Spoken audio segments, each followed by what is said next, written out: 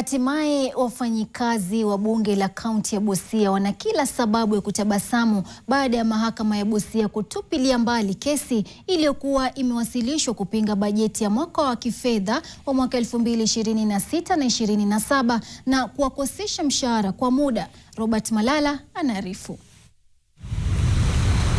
Kwa muda sasa wafanyikazi katika bunge la kaunti ya Busia akiwemo wafanyikazi wa idara mbalimbali pamoja na wakilishi wa wadi hawajapata mshahara kwa zaidi ya mwezi moja. Hii ni kutokana na kesi iliyowasilisha katika mahakama ya Busia kutokana na mlalamishi aliyepinga bajeti ya mwaka 2026-2027. Na sasa ni afueni kwa wafanyikazi katika bunge hili la kaunti ya Busia baada ya kesi hiyo kutupiliwa mbali na mahakama ya Busia. Tumewaste time kwa maana saa hizi finance yote angekuwa Nairobi kutafutia sisi msara zetu na ako tu kotini. Hakuna kitu ambayo imefanyika assembly. Nini na budget ya executive not assembly. Kwa maana ya assembly ifai kwa politics ndani. Watu wangu walikuwa nakosa mishahara kwa sababu ya mambo yenye hatuelewi.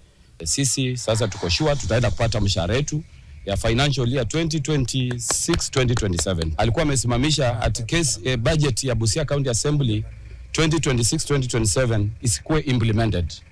Na waheshimiwa wetu 53 walipitisha kwa bunge la Busia County.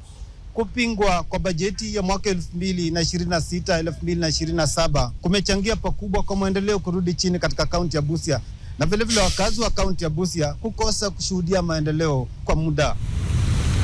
Robert Malala, NTV Mashinani, kaunti ya Busia.